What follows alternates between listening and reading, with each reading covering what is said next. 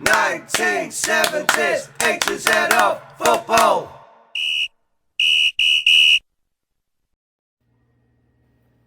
Welcome back to part 3 of the A to Z of 1970s proper football. Right, at the back end of episode 2, we were doing kits, iconic kits from the 70s, and I missed one out. And wow, how can I even consider that I was going to do this whole thing without including this? Man alive, it was the worst kit ever. Worse than the brown Coventry away kit. Check this out. That is everything that is wrong. Alright? You see what's going on? That was the 1973 Leeds away kit. Can you spot the flaw? It's fucking red. Red. Leeds. Red. No. Get out of here. Oh, yeah. Do you know what? I was looking and somebody pointed out that this seems to be a little bit Leeds top heavy, a bit Leeds biased. Well, sit tight, because we were shit in the 80s. Oh, we'll not make a lot of appearances around that time, will we, in future episodes? Anyway, back to the point. We are on the letter N. Now, the letter N in the 70s football, for me, had to be Nottingham Forest. Wow. A little while ago, there's a film called I Believe in Miracles, and it is the Nottingham Forest story from when Clough took over. It is sensational. As far as football documentaries, films go, it's right up there with the best. It's seriously watchable. Get on it. A magical story you will never, ever see the likes of again. Particularly with the way that obviously football is run nowadays, with the dirty lucre from whichever murdering bastard country happens to buy you out. But that's alright, isn't it? Because it's football. Anyway, don't get me on that. So, when Clough and Taylor took over Forest in 75, they were a lower second division side. They were struggling. They weren't doing very good. And within 3 years it was, that won promotion and done the Division 1 and League Cup double in that season. Within 2 years of getting promoted from being shite in the second division. Unbelievable. The next season, they retained the League Cup and won the European Cup. Wow! You see, that was proper Champions League, not when you could come fourth on fucking goal difference. This was your champions, proper European. Superb. So yeah, they went on to the European Cup. Wonderful. Couple of times, you know what I mean? Yeah. Brilliant. And initially, this is the mind-blowing bit. Similar with Bielsa recently, where he inherited a squad, didn't add a lot to it, and just got them to believe in themselves. So I'll run some of these names by you, because these are most of what Clough and Taylor inherited and just made them world beaters. Shilton, Anderson, Kenny Burns, the fucking nutter. I met Kenny a couple of years ago, coming out of chit-chat in the changing room when I was doing a gig over at Nottingham. And he's a big old barrel now. He's a big old unit. But then again, if you've looked after yourself all your footballing career, you think, fuck it, I'm off on the piss and I'm going to eat steak and kebabs the rest of my life. So yeah, Kenny Burns, bit of a nutter was Kenny, as was Larry Lloyd, big unsung hero. The wonderful Frank Clark, lovely bloke. Met him on a couple of occasions. Plays guitar as well. He used to play guitar and have a sing-song on the coach on the way home. That's all you need, isn't it? Fucking Frank Clark in a Geordie accent singing, "Kumbaya, me lad, kumbaya." Martin O'Neill, the dullard that is. John McGovern, Archie Gemmell. He was brilliant. We'll mention Archie in a little while, obviously, when we get round to the World Cups. John Robertson, Gary Birtles, Tony Woodcock, Ian Boyer, and Trevor Francis, and on and on and on they added to. But the nucleus of that were what he inherited. And Forrest did, seriously, it will never, ever happen again.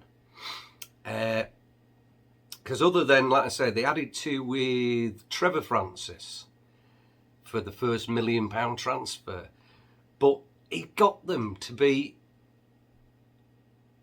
firstly, he raised them to the potential he knew that they had. And most of that was psychological. Some of them were great ball players. But they rose above that. He got them to believe in themselves, playing away, listen to him. And they surpassed, every one of them players surpassed their own ability just through Clough and Taylor's philosophy. So if you've not seen it, watch it. I Believe in Miracles. Superb. That was the letter N. The letter O. It's an odd one, this, because of the nature of what I do for a job, which a lot of people don't see it as a job, but I am an international recording artist and vocal stylist, or pub singer, whichever way you want to look at it. So I like to mix the two on the letter O. So you've got football and you've got music, because within football and music, a lot of teams, this was something that really caught on in the 70s, and many of these teams still implement this as pre-kickoff. So the letter O stands for official songs. Yeah, there's been some shockers, and I'm not talking FA Cup songs with Ozzy Ardila saying Tottenham, or Chaz and Dave ranting in a fucking plastic Cockney accent. No, I'm talking recorded songs that generally were not the team singing, although one of them, part of the team, did join in. So I'm going to play 5 songs to you. Sorry, 6, because I have to include the last one, because I have been privy to this, and I looked around thinking, what the fuck are you doing? So I'll play the 6 songs, little snippets, and then I'll talk about them at the end of it. Alrighty. So here is your first song. Which team run out to this song? Listen. Marching on together, we're gonna see you win. We are so proud, we shout. It's a classic. There you go. That was your first one. I'll give you a clue. Champions of Europe. We are the champions. Champions of Europe!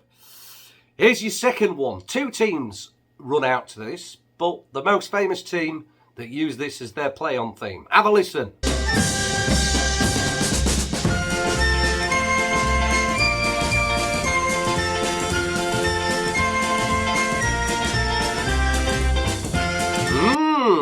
Yeah. Currently, a Premiership side. Hopefully, not by the end of the season. That would be nice. And your third TV things. TV, fucking run-on things. TV things. I think I'm doing tracks of my years there. So have a listen to this. I think this is a great song. Can't Stand the Team. Have a listen.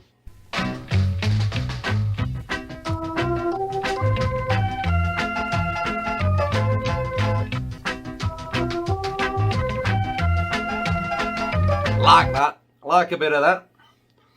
Your fourth one.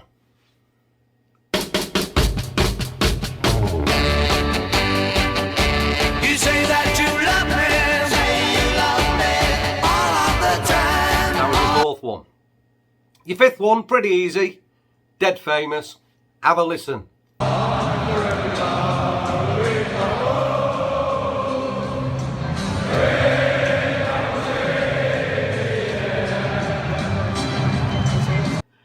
And your last one.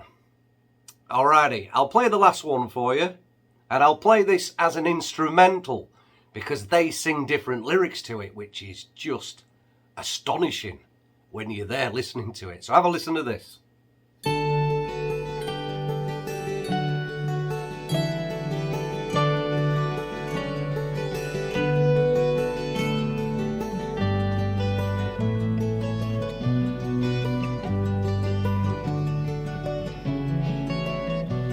There you go. That was your 6 play-on themes. Right, let's tell you what they were then. Your first one, Marching On Together, Leeds United. Brilliant song. Still number 1 in the football charts forever because it's the best. It's a brilliant song. Your second one was the theme from Z-Cars. This is a weird one when you think, what the fuck has that got to do with your team? So the theme from Z-Cars is used by Everton. And they also come out where somebody chucks toffees into the crowd. That's maybe a Liverpool thing because they can't afford food. I don't know. Write in and tell me. But I do believe Watford possibly run out to that song as well. Your third one is a song called The Liquidator. Great song. A little bit of dub reggae there. Real nice. Lovely organ. And that's Chelsea's theme, that one. That's Chelsea's. Your fourth one, I think it's the Dave Clark 5. And I'm feeling glad all over Crystal Palace. What a strange choice. Must do some more in-depth research on these as to why they chose these bloody songs. Your fifth one, I'm Forever Blowing Bubbles. Yeah, it's West Ham, innit? It's West Ham United title. All right, fucking West Ham for down there, Berlin Line. All right. And your last one is the great John Denver song, Annie's song. The song that goes, you fill up my senses. Sheffield United come running out to that. And the lyrics are just fucking ludicrous. I'll have to phone Raggy up, a mate of mine, who occasionally has a spare ticket, so I go along to Sheffield United. Do you know what that bastard did to me a few years ago? Just while we're on the subject of Sheffield United, it gave me a ring. I'm going back about 12 years or so, maybe. Sheffield United were playing Oxford United in the third round of the cup. And I didn't have out on that particular day. I wasn't gigging or anything. So he phoned me and says, look, I've got a spare ticket. Do you want to come to Sheffield United this afternoon? My lad's not coming. And his lad would have been about 10-year-old or something at the time. So I said, yeah, all right then, Bob, I'll have a bit of that. Don't mind that. Leeds aren't playing, crack on. So we got there. We had a few pints in that awful pub at Bramall Lane called the Cricketers. Oh, what a shithole. They still sell Stone's Bitter. Fucking hell, the worst bitter ever.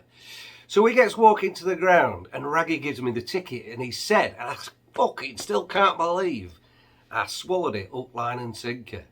So we're walking to the turnstiles. He says, oh, there's the ticket. He says, but, he says, the turnstiles are automated. He says, and this is my lad's ticket. So he says, you'll have to crouch down as you go in. I went, oh, all right, Bob. I've had my Stone's Bitter. I'm all right, thanks. So like a silly bastard, he let me go first, didn't he? And I'm fucking trying to put the ticket in the turnstile, crouched down like that, and all I heard was this fucking tittering behind me. And it sounded like, when Bob gets a bit giddy, he sounds like Roy Attersley slavering. And he hears this, and I turned around and fucking, he'd got me, hadn't he? Hook, line and fucking sinker. There's me trying to crouch down. I went, you bastard. So Sheffield United, yeah, cheers for that, Bob. I will get you back one day. Sheffield United have changed all the lyrics to Annie's song, and I'm trying to make you fill up my senses like a night out in Sheffield, like a greasy chip butty, like a packet of woodbines. And there's just these lyrics that, to be quite frankly, as an international recording artist, they don't really flow.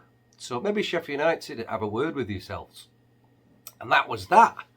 So there were your 6 songs.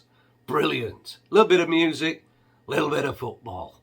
Right, I'm just going to go grab a Bovril and I'll be back in a minute. Sit tight. Can't smoke in the ground, mate. Sorry. Yeah, and I'll go to a designated area. 3, 2, 1, back in the room. We're on the letter P. P stands for something I'm not keen on, but it has to be addressed. And that is pundits. Yeah, Those people who sit and talk absolute bollocks.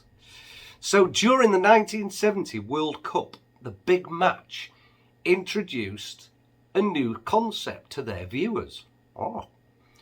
In fact, they introduced two new concepts because A, they'd gone, colour, which cannot be stated enough what a massive difference this made to watching, because it was vivid, it was exciting, it was the strips, you wouldn't have known Coventry's fucking sit was as bad as that unless it was in colour. It'd just look dark, wouldn't it? But they hosted pundits. Yeah, instead of just Brian Moore sat there in the 70 World Cup, he invited Bob McNabb, Paddy Crerand, Derek Dugan, and to complete it, Malcolm Allison with his sheepskin on. Malcolm, we've got the heating on, mate. You're all right. Take your coat off, mate. No. It's my fucking trademark. So that was it. From then on, that's what you've had. Another invention, and it was an invention, was 1967, and it was used from this point onwards, the slow motion action replay. And if you remember these, they were fucking awful. They were just like jagged, but that was their tool. It was like, oh, well, we'll use this. Yeah, slow motion and pundits. Other football-based shows included, because that was the exciting one, was the big match. Your more sedate was Match of the Day, originally with David Coleman, John Motson and Barry Davis, and latterly Jimmy Hill and that big-eared fuckwit, what's his name? One who left his wife and stuff, but still tells everybody how to live their life and won't let refugees in his house, but tells you that you should let... Oh, Lineker! That's him, yeah. Can't stand that fucking bloke. Grandstand with Frank Boff. You remember Frank? Frank looked like everybody's favourite granddad. Turned out to be a pervert. Yeah. Obviously a BBC thing, wasn't it? And then you had the bloke with the pigeon shit in his hair. Dickie Davis. Yeah, he looked like he'd come straight off fucking Debbie Does Dallas, didn't he? Fucking porn moustache, shit hairdo. Oh, it was very enjoyable though. But as far as TV punditry goes, like I said, it was an invention in 1970, an introduction rather. There's only two really that I've thoroughly enjoyed out of the history, because your pundits generally, they talk bollocks and repeat words. Like I said, at the end of every sentence, and like I said, and like I said, and just a barrage of fucking shite cliches. But hail the two gods that were, the saviours, the holy grail of football pundits. You know I'm talking about. Oh, Greavesy, you kill me. Saint and Greavesy. Oh, man. We'll get on to them in the 80s. But yeah, they're the only other two, really, that I've ever thought are worth a wank, to be honest. Not that, obviously, anyway, you know what I'm on about. So that was it. The letter P. Pundits. Fucking waste of space. The letter Q. Now, when I did Cloughie, I mentioned a few of Cloughie's quotes, but he wasn't on his own with famous quotes of the 70s. They were like John Cooper Clarke in a way. They were understated social commentators, weren't they? You know, they came out with absolute fucking gems, and it's not as if these were off the cuff, most of these things. So let's run some of these by you. Quotes from famous 70s footballing legends. Jock Stein. Jock the Freemason. Passes the goat. Stein. Football is nothing without fans. That is still bandied around. If you remember a couple of seasons ago, when that Super Six or whatever tried to break away. If you're one of the fans of them teams who tried to break away, you're doing yourself an injustice by supporting them from that point on, because they were ready to fucking shit on you from a great height and fucking sell you down the river for the dirty lucre. Yeah, you knew what I'm talking about. The fucking Super Six. Get out of here. Shankly. Some people think football is a matter of life and death.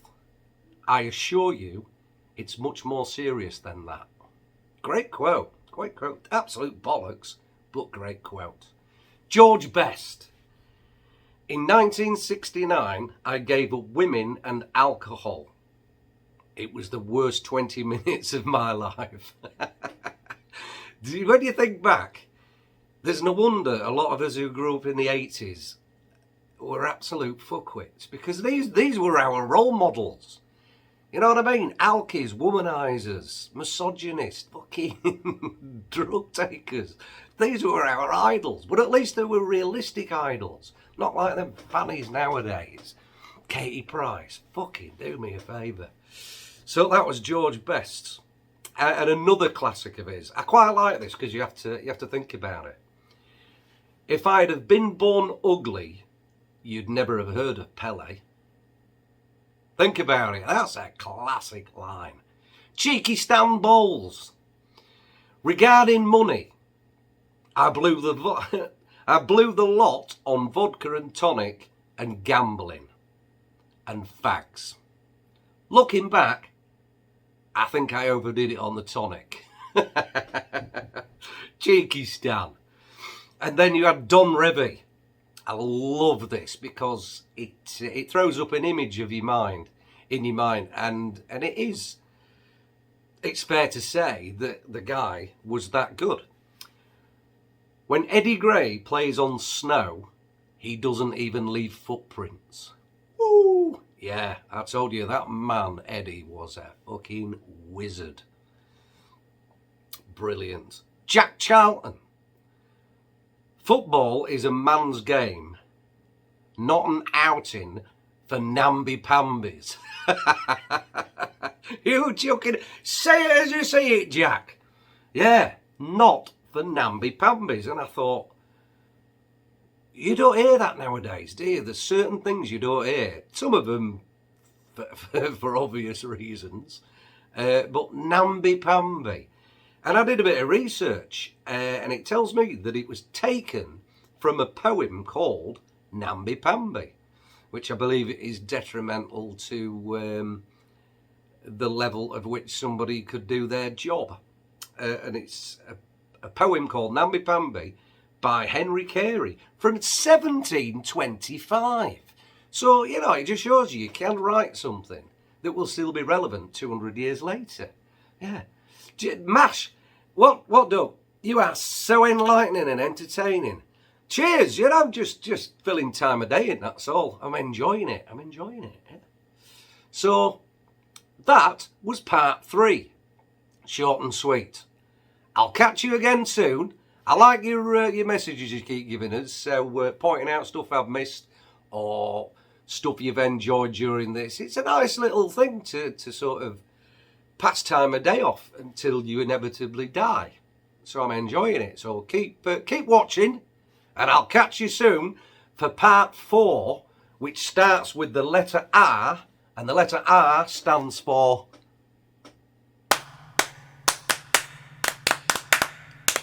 1970's A to Z of football.